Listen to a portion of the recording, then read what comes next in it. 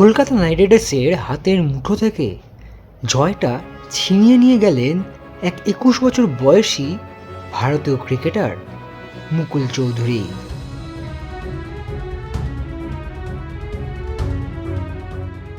তিনি যখন কলকাতা নাইট রাইডার্সের বিরুদ্ধে ইডেন গার্ডেন্সে ব্যাট করতে নেমেছিলেন, তখন তার দল লখনৌ সুপার জায়ান্টসের রান সংখ্যা 125 রান, উইকেট 6খানা।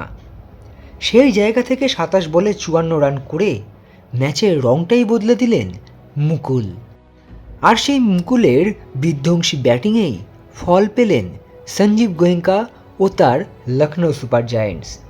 কিন্তু কে এই মুকুল চৌধুরী, চলুন জেনে নেওয়া যাক। প্রতিটি আইপিএলেই এমন কিছু ক্রিকেটার উঠে আসেন যাদেরকে আমরা বলতেই পারি আইপিএলের উপহার। 2026 আইপিএলের প্রথম উপহারটা হয়তো পেয়ে গেলেন ভারতীয় ক্রিকেট ভক্তরা। মুকুল চৌধুরী, কলকাতা নাইট রাইডার্সের বিরুদ্ধে বিধ্বংসী ব্যাটিং করা মুকুল চৌধুরী কে? তিনি নিজেই ম্যাচ শেষে প্লেয়ার অব দ্য ম্যাচ হওয়ার পর নিজ মুখে নিজের যাত্রা সম্পর্কে বলে গেলেন। তিনি বলেছেন, তার বাবার বিয়ে হওয়ার আগেই তার স্বপ্ন ছিল তার ছেলে একদিন ক্রিকেটার হবেন। শুরুতে মুকুলের আর্থিক অবস্থা খুব একটা ভালো ছিল না। তিনি 12-13 বছর বয়সে ক্রিকেট খেলতে শুরু করেন। ঝুনঝুনুতে খুব বেশি একাডেমি ছিল না, তাই পরে তিনি জয়পুরে চলে যান। আসলে রাজস্থানের ক্রিকেটার মুকুল চৌধুরী। এরপর মুকুল দেখেন টি-20 ক্রিকেট কত দ্রুত জনপ্রিয় হয়ে উঠছে, আর সেই কারণে তিনি গুরগাঁওতে 3-4 মাস ছিলেন। কিন্তু কবে তিনি বা তার বাবা বুঝেছিলেন যে মুকুল চৌধুরী একদিন আইপিএল কাঁপাবেন?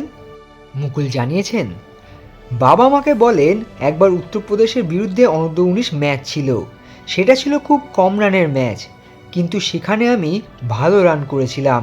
তখনই বাবা বুঝেছিলেন আমি বড় কিছু করতে পারি।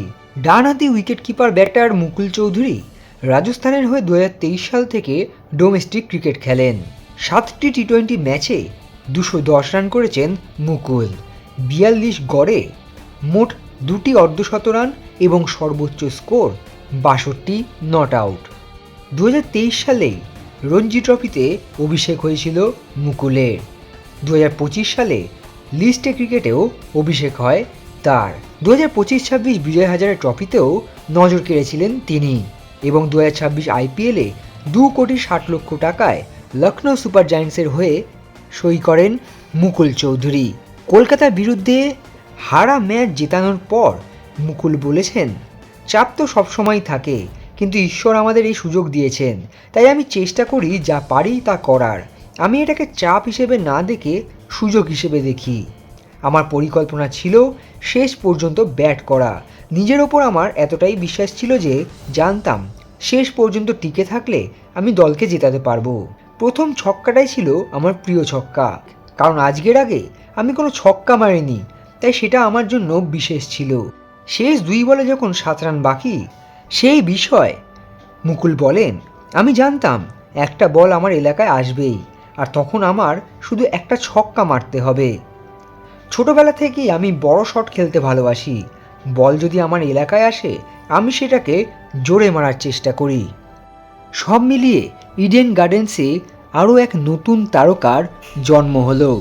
একদিকে যখন 4 ম্যাচে একটিও জয় না পাওয়া কলকাতা নাইট রাইডার্স দল চিন্তায় এবং হতাশায় ভুগছে, তখন লখনৌ সুপার জায়ান্টসের নায়ক হয়ে উঠলেন মুকুল চৌধুরী।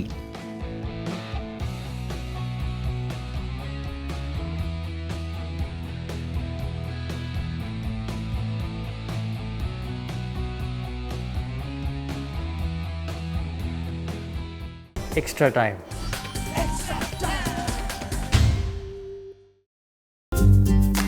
লেটেস্ট নিউজ আর এক্সক্লুসিভ ভিডিওর সঙ্গে আপডেট থাকতে এখনই সাবস্ক্রাইব করুন আমাদের ইউটিউব চ্যানেল। বেল আইকনে ক্লিক করতে ভুলবেন না যেন।